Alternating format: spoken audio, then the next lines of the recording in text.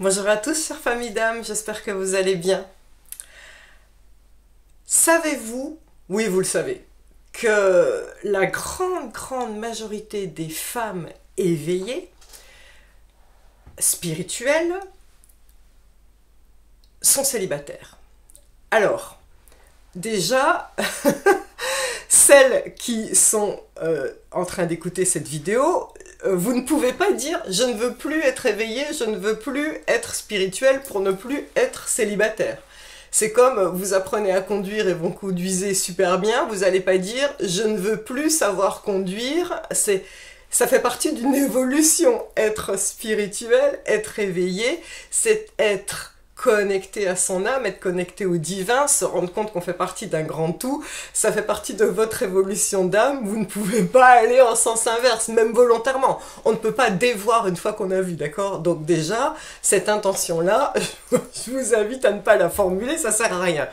Mais je vais vous expliquer pourquoi la majorité des femmes éveillées sont célibataires, et ça fait référence notamment à Maître Saint-Germain, le livre que je lis actuellement, Prière et protocole, je suis. Le chapitre n'est pas encore arrivé, mais je vous le mettrai en lien de la vidéo quand le chapitre en parlera. Maître Saint-Germain il nous alerte là-dessus depuis très longtemps, et je vais vous expliquer pourquoi. Je ferai une autre capsule pour vous expliquer que quand ces femmes trouvent un partenaire, il y a de fortes chances pour qu'elle tombe sur un pervers narcissique, et vous expliquer comment le débusquer et pourquoi aussi. Donc ça, autre vidéo. Mais déjà, pourquoi la grande majorité d'entre vous, mesdames, qui est éveillée, êtes célibataire ou aimeriez l'être? J'expliquerai pourquoi aussi après. C'est normal. Alors, que dit Maître Saint-Germain? Mais c'est quelque chose que j'ai constaté moi aussi dans mes stages. Mes stages où j'apprends à poser les mains, qui sont des stages de prise de conscience, d'éveil pur, on va dire. 90% des personnes qui assistent au stage sont des femmes. À peine 10% sont des hommes. Il y a même des sessions où il n'y a que des femmes, donc c'est bien la preuve aussi. Et ces hommes-là, qui sont-ils? Eh bien, j'en parlerai aussi après pour ne pas m'éloigner. Donc c'est bien la preuve. Que dit Maître Saint-Germain sur ce sujet? Alors, il ne vous aura pas échappé que il y a des anges terrestres sur Terre. Il y a des personnes qui sont là pour guider notre humanité. Et les anges terrestres, vous en faites certainement partie, ceux qui m'écoutent, sont des personnes qui se disent « qu'est-ce que je fais dans ce monde pourri ?» qui souffrent par empathie de voir la tournure que prend ce monde, l'exploitation de la souffrance, de la peur, tout ce qu'on fait aux animaux, tout ce qu'on fait aux enfants.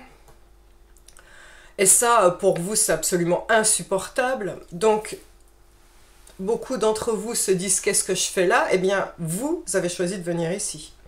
Vous avez choisi de venir ici maintenant dans ce corps parce que nous sommes à une période de transition qui est annoncée depuis très longtemps, hein, l'ère du Verseau, qui n'arrivera qu'en 2160 ou 2360 selon l'astrologie, selon les types d'astrologie.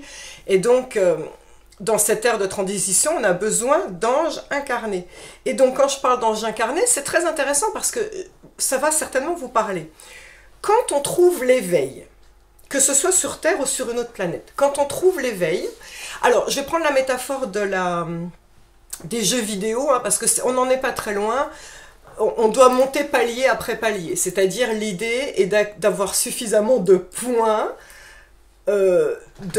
vis-à-vis de notre moi supérieur, vis-à-vis du divin, de points d'évolution pour d'un seul coup pouvoir passer à un autre palier. Le palier d'après, quand on sera éveillé et qu'on meurt, eh bien c'est passer à l'état d'ange, puis les anges eux aussi, leur but est de passer un maximum de points pour passer au palier d'après pour être archange ou maître ascensionné, et les archanges eux veulent passer leur palier supérieur pour être séraphins, et à mon avis il y a encore d'autres hiérarchies entre les séraphins et le divin, et donc beaucoup d'entre nous sommes déjà des personnes qui ont atteint l'éveil, qui sont déjà des anges, et quand on meurt, donc si vous vous reconnaissez dans ce que je dis, que vous vous demandez qu'est-ce que je fais dans ce monde, vous êtes un ange terrestre, petite parenthèse, vous êtes affranchi du karma, c'est-à-dire que c'est pas parce qu'un jour vous allez faire quelque chose de mal, entre guillemets, si ce n'est pas volontaire, que ça va alourdir votre karma. Vous êtes venu sur Terre pour filer un coup de main, bien sûr qu'on va pas en plus vous rajouter du karma dessus. Bref, parenthèse fermée. Mais quand vous êtes donc éveillé, quand vous êtes mort, vous êtes allé là-haut et on vous a laissé deux choix. Est-ce que tu es un ange et on te confie la gérance d'une ou plusieurs âmes, de terrestres, d'hommes, de femmes, que tu vas pouvoir aider grâce aux synchronicités, grâce à leur intuition, grâce à leur instinct, c'est comme ça que les anges communiquent, ou est-ce que tu veux revenir sur Terre et aider cette planète en étant vraiment concrètement dans le cambouis, voilà.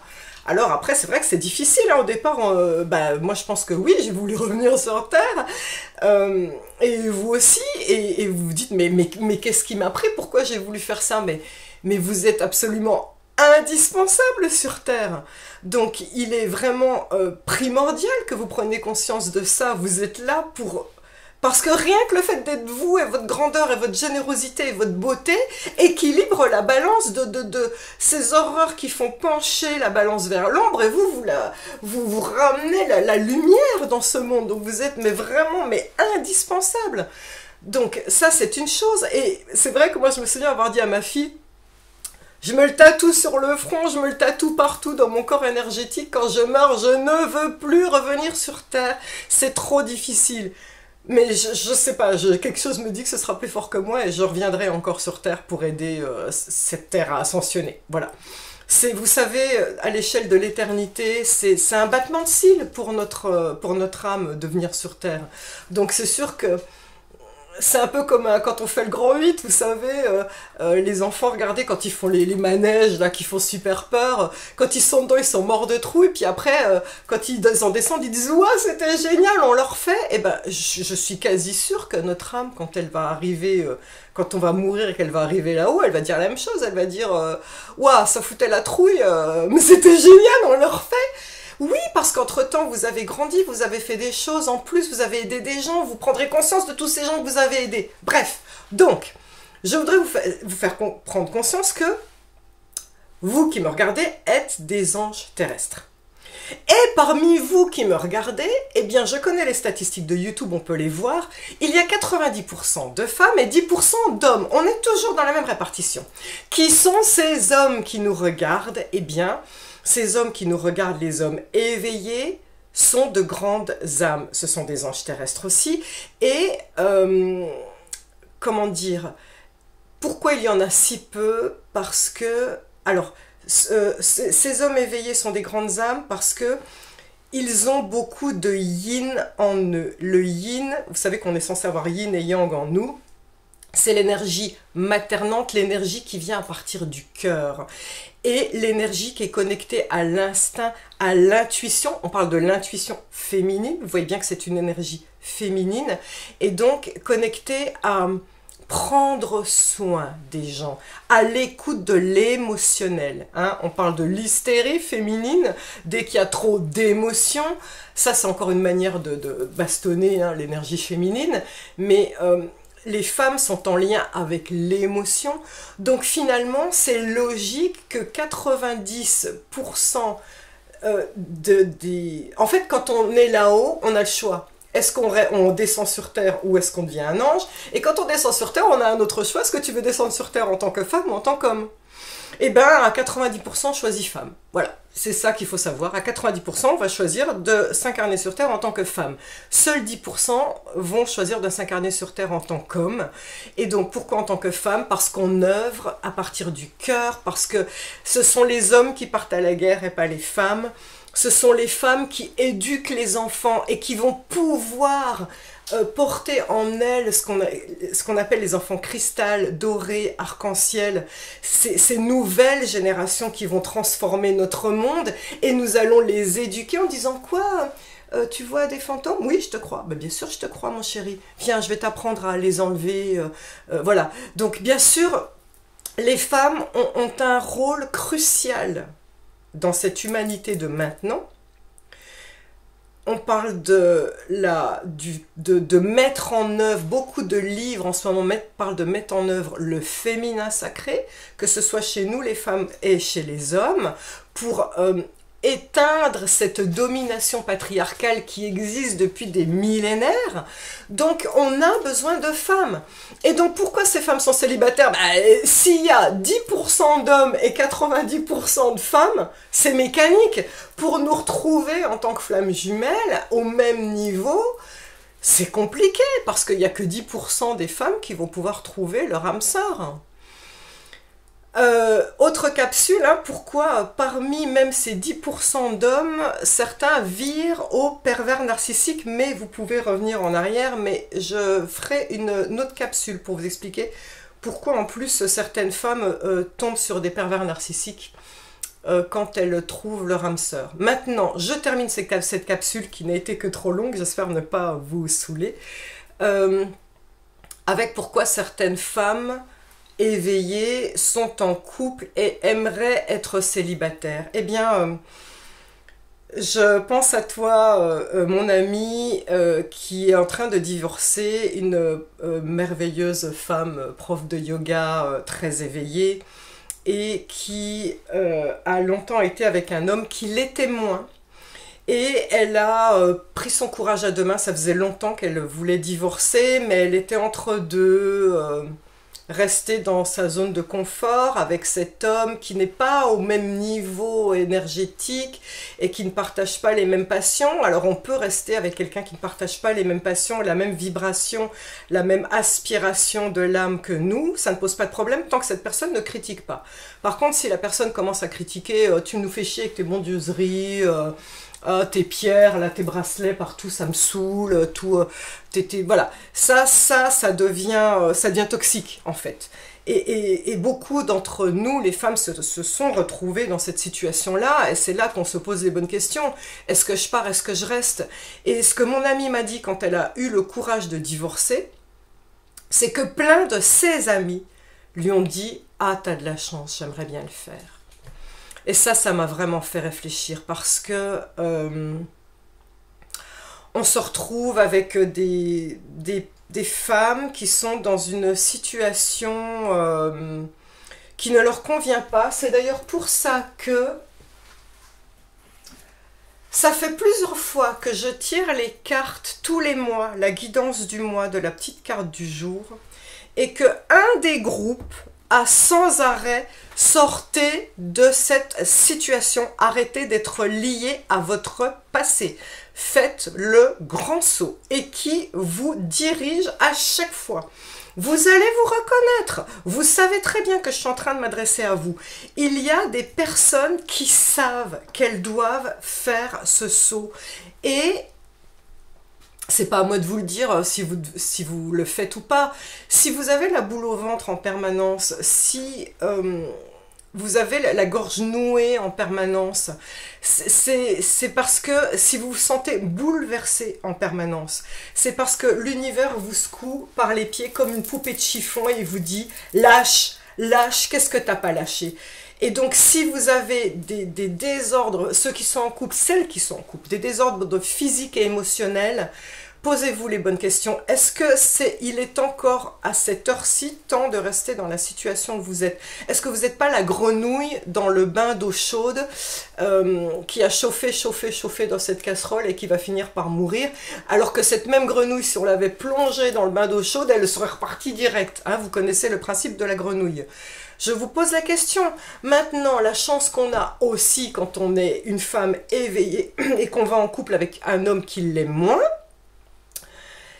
c'est donc, il y a deux possibilités puisque notre évolution d'âme se fait en spirale ascensionnelle de plus en plus large. Au début, on a une conscience étroite, une conscience d'éveil, puis plus on s'éveille, plus ça s'élargit. Vous voyez, ça fait comme ça, comme un cône. Eh bien, ça fait comme une tornade, en fait. Et puis la tornade, eh bien, possibilité 1, elle éjecte. Et là, justement, celles qui se sentent concernées savent qu'il va falloir éjecter certaines personnes de votre entourage. Ou la tornade, vous remarquerez qu'elle charrie des débris dans son circuit. Et donc, pardon pour la métaphore, les maris, vous n'êtes pas des débris, mais... mais en tout cas, vous êtes aspiré par la spirale ascensionnelle de votre épouse, de votre compagne, et vous allez donc, et mesdames aussi, hein, pour celles qui sont en couple avec d'autres femmes, mais les femmes s'éveillent plus spontanément, donc c'est pour ça que je parle des hommes, voilà, les couples de femmes en général, elles se suivent aussi plus spontanément, mais donc pour en revenir à ça, les compagnes ou les compagnons, on va dire, sont aspirés dans votre spirale ascensionnelle et sans rien faire, ils s'éveillent petit à petit, vont dire bah tiens, on est en train de faire une rando et je sais plus si on doit prendre le sentier à droite ou à gauche, tiens, c'est maman qui va se connecter à son ange gardien qui va décider. Et cette personne ne se moquera pas de vous du tout, elle va dire c'est toi, je sens que tu vas pouvoir nous guider, voilà. Vous voyez ce que je veux dire? Donc là c'est un grand respect de votre autre, on va dire, et c'est un beau couple qui permet à la famille tout entière d'évoluer vers l'éveil, voilà. Donc voilà, c'est pas facile de savoir que du coup on est éveillé et qu'on peut pas faire un retour en arrière en disant je veux plus être éveillé pour trouver mon âme sœur. Ben non, on peut pas. C'est pour ça qu'en stage je vois hein, que on est heureux de se retrouver, heureuse, puisque en stage il y a 90% de femmes aussi. On se retrouve en famille et c'est génial, c'est pour ça que je vous dis bonjour ma famille d'âme, j'espère que vous allez bien. C'est la famille et c'est la sororité, c'est l'entraide entre femmes et vraiment je vois les commentaires que vous mettez les uns les autres et merci, merci infiniment. Donc c'est une période difficile, j'en ai conscience, c'est une période difficile, je suis de tout cœur avec vous, je fais les guidances tous les mois pour vous aider. Je n'ai pas de solution toute faite à vous proposer, mais j'avais besoin de mettre carte sur table pour vous expliquer pourquoi, en fait, pour que vous compreniez pourquoi. Surveillez la prochaine capsule, pourquoi certaines tombent sur des pervers narcissiques, ça m'est arrivé à plusieurs reprises, et je sais que ça arrive à certaines d'entre vous. Comment on les débusque, comment ça se fait, et surtout comment on s'en sort, voilà. Je nous aime, je vous aime. Merci d'être de beaux anges terrestres.